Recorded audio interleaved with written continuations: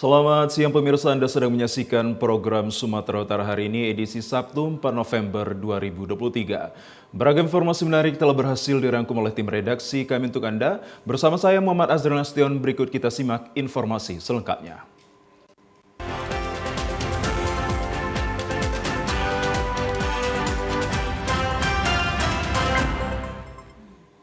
Pemirsa, Badan Narkotika Nasional Provinsi Sumatera Utara bekerja sama dengan Pangkalan TNI Angkatan Laut Tanjung Balai Asahan berhasil menggagalkan penyelundupan narkotika jenis sabu. Upaya penyelundupan narkotika jenis sabu sebanyak 7 bungkus dan seberat 7 kg berhasil digagalkan petugas Badan Narkotika Nasional Provinsi Sumatera Utara yang bekerja sama dengan petugas TNI Angkatan Laut di perairan Kuala Bagan, Kabupaten Asahan. 7 kg narkoba jenis sabu ini rencananya akan diedarkan ke wilayah Madura sesuai dengan asal kurir pembawa berinisial SA. Kepada petugas, dirinya mengaku baru kali ini menjadi kurir pengantaran penyelundupan narkoba. Kepala Badan Narkotika Nasional Sumut Brigjen Pol Toga Panjaitan mengatakan berdasarkan pengakuan tersangka dirinya diupah sebesar 50 juta rupiah untuk 1 kg narkoba yang berhasil diantarkan. Namun tersangka mengaku hingga kini dirinya belum menerima sepeser pun upah tersebut sebelum 7 kg narkoba ini sampai ke tempat tujuan yakni wilayah Madura.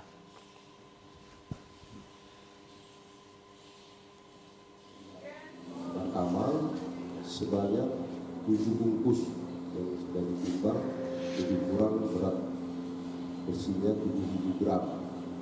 Ya, dari hasil penanganan ini dapatkan satu orang tersangka sebagai kurir dengan inisial SA. Sementara itu, pemaparan kasus ini dilanjutkan dengan pemusnahan 7 kg narkoba hasil sitaan ini. BNN Sumut mengklaim menyelamatkan 56.000 nyawa dengan digagalkannya penyelundupan narkoba ini. Tersangka dijerat dengan Undang-Undang Nomor 35 Tahun 2009 terkait narkotika dan terancam hukuman seumur hidup hingga hukuman mati. Kita beralih ke informasi lainnya pemirsa, salah satu upaya mengatasi krisis pangan adalah dengan meningkatkan ketahanan pangan terutama pangan lokal. Dengan demikian kebutuhan makanan pokok masyarakat tidak hanya bertumpu pada satu jenis saja. Indonesia memiliki potensi besar dalam pengembangan pangan lokal. Setidaknya ada 6 jenis pangan lokal sumber karbohidrat non-beras yang dapat dikembangkan di berbagai daerah, diantaranya ubi kayu, jagung, pisang, kentang, sagu, serta sorghum. Sorghum merupakan tanaman serealia yang berasal dari Afrika Timur. Tumbuhan ini memiliki kandungan nutrisi yang tinggi dan berpotensi besar menjadi pangan pengganti beras. Pada tahun 2019, sorghum berhasil dipanen di kawasan kebun sawit Kabupaten Sergai, Sumatera Utara. Sejak saat itu, sorghum terus dipanen setiap tahunnya. Namun kurang masifnya edukasi di tengah-tengah masyarakat menyebabkan pasar untuk sorghum tidak tercipta. Menggalakkan kampanye konsumsi akan sorghum yang difokuskan pada anak-anak yang masih duduk di bangku sekolah dinilai cukup efektif untuk membiasakan masyarakat mengkonsumsi sorghum sejak dini. Dan masyarakat mengkonsumsi hal tersebut untuk mengurangi ketergantungan terhadap beras. Pemanfaatan pangan alternatif untuk menekan konsumsi beras tersebut sejalan dengan himbauan Menteri Dalam Negeri agar pemerintah daerah mengkampanyekan langkah diversifikasi pangan kepada masyarakat sebagai antisipasi dari tingginya harga beras. Sebelumnya di tahun 2020, Kementerian Pertanian meluncurkan program bantuan benih pangan alternatif, salah satunya adalah sorghum. Kementan melalui Direktorat Jenderal Tanaman Pangan telah memprogramkan pengembangan budidaya sorghum seluas 115.000 hektar pada 2023 dan 150.000 hektar pada tahun 2024 mendatang. Saat ini sorghum telah sukses dibudidayakan di beberapa daerah seperti Jawa Tengah, Sulawesi, dan juga Nusa Tenggara Barat. Pemirsa, Badan Meteorologi, Klimatologi, Geofisika Wilayah 1 menyatakan kepada masyarakat dan stakeholder terkait untuk mewaspadai fenomena alam di bulan November 2023 mengalami puncak musim hujan di Sumatera Utara. Potensi puncak musim hujan di Sumatera Utara di bulan November 2023 berdasarkan amatan tim forecaster BMKG Sumatera Utara di Medan dalam satu dasarian 10 hari lebih. Fenomena alam peningkatan intensitas hujan di Sumut harus diwaspadai dan dibutuhkan penanganan secara dini dengan meningkatkan koordinasi lintas sektoral stakeholder terkait. Perakiraan puncak musim hujan di Sumatera Utara terjadi pada bulan November 2023 mencapai 53,8% dalam dekade tahun ini. Kepala Badan BMKG Wilayah 1 Sumatera Utara Hendro Nugroho mengatakan tipe pola curah hujan Sumut ada 3 kategori diantaranya ekuatorial, pertama musim hujan sepanjang tahun, 1 puncak musim hujan dan 1 puncak musim kemarau, lalu 2 puncak musim dan 2 puncak musim kemarau. Untuk mengetahui informasi kawasan daerah di Sumut, curah hujan tinggi hingga berpotensi banjir dapat dilihat di media sosial BMKG, media elektronik hingga media informasi lainnya.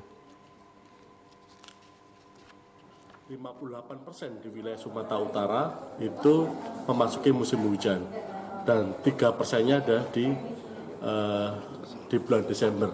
Nanti di bulan November dan Desember itu adalah puncak musim hujan di Sumatera Utara. Tadi memperhatikan rekomendasi dari BPBD, ya, 8 rekomendasi dari Gubernur Gubernur Sumatera Utara itu mohon dijadikan acuan untuk kita menghadapi puncak musim hujan ini. Sementara itu diharapkan masyarakat Sumatera Utara untuk mewaspadai dengan puncak musim hujan terjadi di akhir tahun 2023 dengan memantau media sosial BMKG dan media lainnya.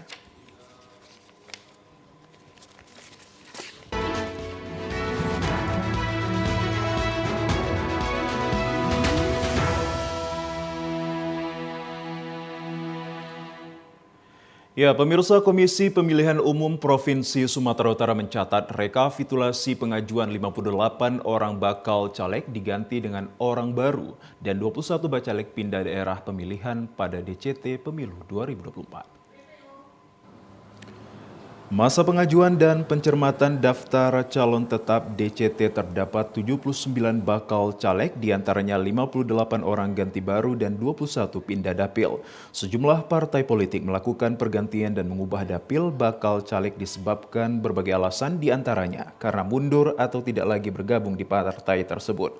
Sementara itu bakal caleg Dewan Perwakilan Daerah DPD tidak ada masalah dalam proses waktu tahapan pencermatan. KPU Provinsi Sumatera Utara saat ini tengah melakukan koordinasi di KPU RI untuk pencematan terhadap DCT hingga desain surat suara pada pemilihan legislatif dan pemilihan DPD di pemilu 2024. KPU Sumatera Utara mengundang partai politik untuk pencermatan sebelum disahkannya surat suara dicetak. Sebelumnya KPU Sumatera Utara telah menetapkan 1.543 daftar calon sementara untuk anggota DPRD Sumut periode 2024-2029 dari 18 partai politik terdiri dari 999 laki-laki dan 544 perempuan. Untuk daftar pemilih tetap pada pemilu 2024 sebanyak 10.853.940 pemilih, terdiri dari 5.360.844 laki-laki dan 5.493.096 perempuan. Diharapkan masyarakat dapat menentukan pilihannya sebagai pemilih cerdas di pemilu 2024 mendatang agar terwujudnya percepatan pembangunan Indonesia maju, masyarakat sejahtera.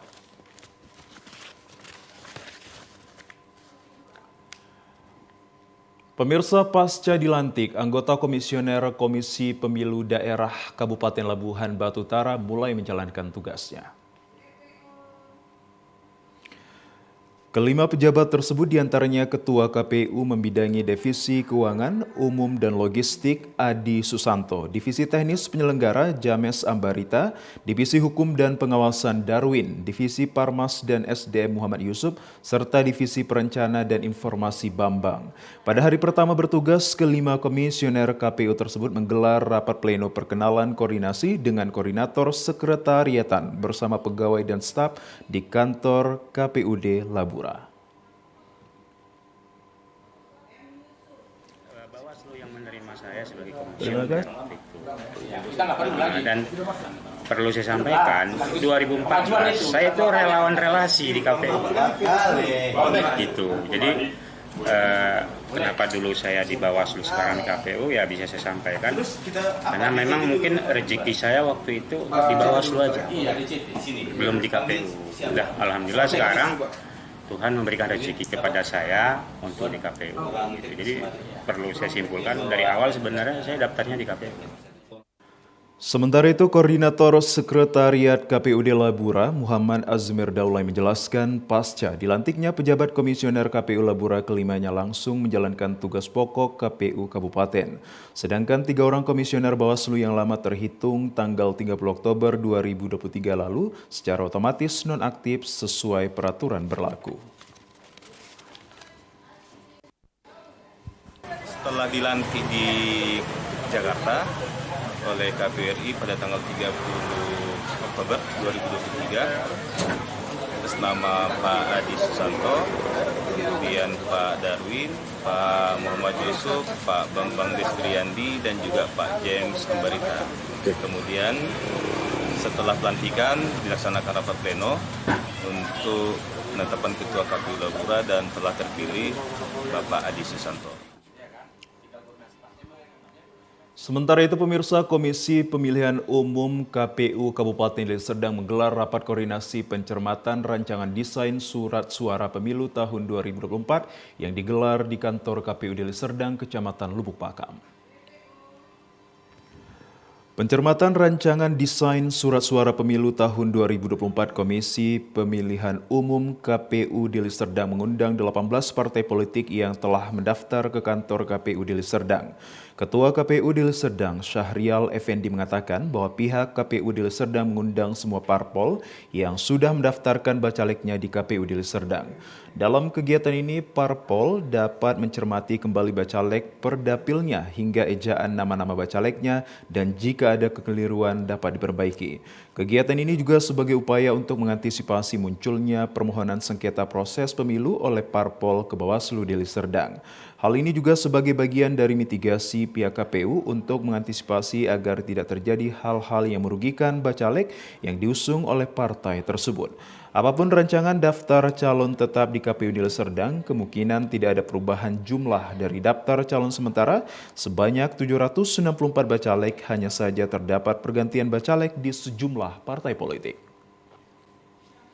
Ya, kegiatan kita pada hari ini adalah mengundang teman-teman partai politik untuk melakukan pencermatan bersama-sama untuk desain surat suara pemilu nanti 2024. Jadi kita minta teman-teman partai politik memastikan nama atau penulisan ya, terkait penulisan ada yang salah atau ada yang belum sesuai itu bisa dipastikan di desain surat suara daminya yang kita bawa dari KPU RI kemarin. Setelah dinyatakan lengkap oleh partai pengusung, baik itu penulisan, nama lengkap ataupun gelar, kemudian ditandatangani oleh seluruh perwakilan partai pengusung agar tidak ada lagi sengketa proses pemilu 2024. Ya pemirsa, tahukah Anda bahwa pembelajaran di luar kelas dengan memanfaatkan alam selain dapat mengubah nuansa belajar yang monoton dan kaku, kegiatan tersebut juga akan menambah wawasan siswa dalam berpikir kreatif serta kritis dan juga cerdas bersama alam. Pembelajaran cerdas bersama alam dapat dilakukan dengan memanfaatkan area taman edukasi atau menggunakan fasilitas sekolah masing-masing. Modul ini diharapkan mampu mendukung program pemerintah dalam menerapkan kurikulum Merdeka Belajar, di mana guru dan murid mempunyai kebebasan berinovasi dan bertindak dalam proses belajar mengajar. Untuk mengimplementasikan pembelajaran yang menyenangkan, Fakultas Keguruan dan Ilmu Pendidikan UPBJJ Universitas Terbuka pada program pengabdian kepada masyarakat kemarin meresmikan Taman Edukasi Cerdas Bersama Alam di Desa Tanjung Rejo, Kecamatan Percut Setuan, Kabupaten Deli Serdang. Di Taman Edukasi ini, anak-anak akan memperoleh pengalaman belajar secara menyeluruh dan mengambil hikmah atas apa yang dipelajari sesuai dengan usia perkembangannya. Taman Edukasi Tanjung Rejo Percut Setuan yang berada di atas lahan seluas hampir 3 hektar ini memiliki 3 area, yakni area mangrove, pertanian, dan area perikanan. Kepala Bidang Pembinaan Sekolah Dasar Dinas Pendidikan Deli Serdang, Samsuar Sinaga, mengatakan konsep pembelajaran cerdas bersama alam yang dilakukan Universitas Terbuka Medan ini merupakan salah satu upaya menstimulasi anak untuk berpikir aktif dan kreatif sekaligus sebagai sarana mencerdaskan anak bangsa. Kaitannya dengan kurikulum merdeka, anak-anak diberi kebebasan hari ini. Tidak terkungkung di dalam ruangan kelas, tapi dia belajar di alam. Itulah akhirnya muncul kata-kata alami. Apa yang dia rasakan, apa yang dilakukan, itulah yang dipelajarinya. Sesuai dengan Konfusius, saya dengar, saya lupa, saya lihat, saya ingat, saya kerjakan, saya mengerti. Di kurikulum merdeka, anak-anak berkembang sesuai dengan zamannya, sesuai dengan alamnya. Jadi apa yang dia menjadikan bakat dan minatnya akan dikembangkan. Sesungguhnya kemampuan anak tidak semata-mata dari olah pikirnya. Masih ada olah rasa, olahraga, dan olah hati.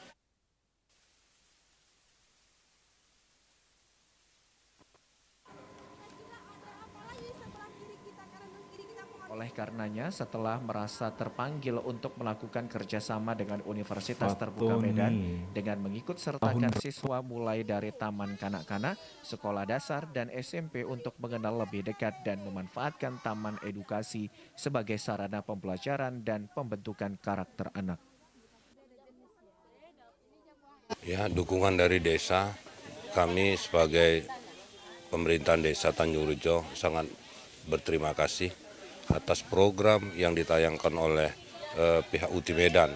Ini sangat luar biasa dan harapan kami juga ini tetap berlanjut. Karena dampak positifnya sangat luar biasa.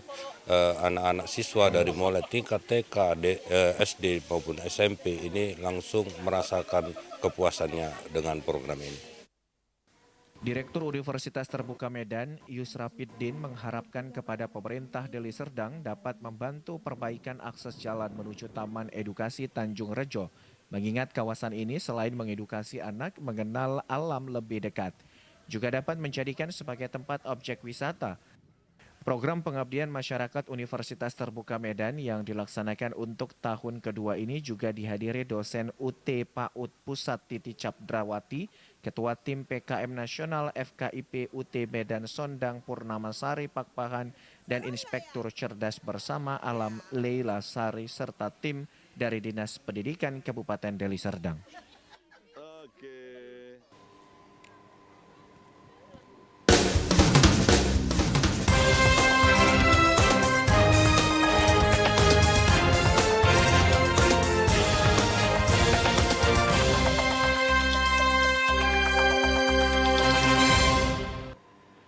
Ya, pemirsa, di Provinsi Bengkulu, bilik suara untuk pemilihan umum 2024 telah tiba di Kabupaten Seluma. 2.000 lebih bilik suara langsung disimpan di gudang logistik KPU Seluma. Logistik pemilihan umum 2024 berupa bilik suara dibawa menggunakan truk ekspedisi ke gudang KPU di Jalan 2 Jalur Tais, Kabupaten Seluma. Bilik suara berbahan kardus tiba pada Rabu pagi, berjumlah 2.592 unit. KPU Kabupaten Seluma menyatakan bilik suara nantinya akan didistribusikan di seluruh TPS dengan jumlah masing-masing 4 unit. Untuk sementara, logistik masih akan disimpan di dalam gudang sampai dengan waktu distribusi logistik dilakukan. 2.592 karena setiap box itu isinya 10. Pasti kita jaga karena memang kita sudah rekrut jaga gudang. Tergantung kebutuhan TPS 4. KPU Seluma menyatakan seluruh logistik dalam kondisi baik dan tidak mengalami kerusakan ataupun kendala. Selanjutnya distribusi juga akan dilakukan ke gudang KPU di Kota Bengkulu. Kontributor Seluma, Topan Libero, TPRI Bengkulu, melaporkan. Pemirsa, kami ajak Anda ke informasi lainnya. Produksi padi petani tahun ini turun hingga 50% akibat kekeringan yang terjadi sejak September lalu, dan guna untuk menjaga kuantitas padi di Provinsi Bengkulu, pemerintah memastikan adanya bantuan bibit serta menetapkan peraturan daerah terkait LP2B tanah. Dinas TPHP Provinsi Bengkulu mencatat tahun ini produksi padi turun hingga 50%. Penurunan produksi disebabkan kekeringan akibat fenomena El Nino. Karena sawah milik petani di Bengkulu didominasi sawah tada hujan, sehingga banyak sawah yang mengalami gagal panen karena kekeringan. Guna menjaga kuantitas produksi padi, pemerintah memastikan petani mendapatkan bantuan bibit padi hingga Alsintan untuk kembali mengelola sawah mereka saat musim tanam tiba. Selain itu, untuk menjaga lahan sawah agar tetap berproduksi dan mencegah adanya peralihan lahan, pemerintah daerah juga telah menetapkan Perda Lahan Pertanian Pangan Berkelanjutan atau LP2B. Itu tadi penurunan mencapai lebih dari 25% dari tahun-tahun sebelumnya, dan tentu ini akan kami upayakan bagaimana mencari solusi ke depan. Misalnya tentu kita akan bantu petani dengan penyediaan bibit, kemudian kita juga roadshow memberikan Alsintan pada petani sehingga petani bisa mengelola sawahnya dengan maksimal. Berdasarkan data per bulan September lalu, produksi padi tahun 2023 sekitar 47,22 kuintal per hektar. Dinas TPHP Provinsi Bengkulu juga memastikan produksi padi akan terjaga karena animo masyarakat mengusulkan peralihan lahan perkebunan ke lahan sawah cukup tinggi, seiring dengan naiknya harga gabah menjadi Rp6.000. Lucia Mengsari, TVRI Bengkulu, melaporkan. Pemirsa, masih dari Provinsi Bengkulu, usai mengikuti Desa Wisata Tingkat Nasional, pemerintah Kabupaten Kepahyang mengirim satu desanya mengikuti ajang penilaian di tingkat provinsi dan saat ini masuk ke dalam 10 besar. Ikut serta dalam ajang penilaian Desa Wisata Tingkat Provinsi tahun 2023 ini, pemerintah Kabupaten Kepahyang melalui Dinas Pariwisata Pemuda dan Olahraga mengirim salah satu desa untuk mengikuti ajang penilaian. Kepala Disparpora Kabupaten Kepahyang Rudi Andi Sihaloho mengatakan, desa yang ikut ajang penilaian ialah Desa Tangsi Duren, Kecamatan Kabawetan yang sudah ada kesiapan dari desa lainnya.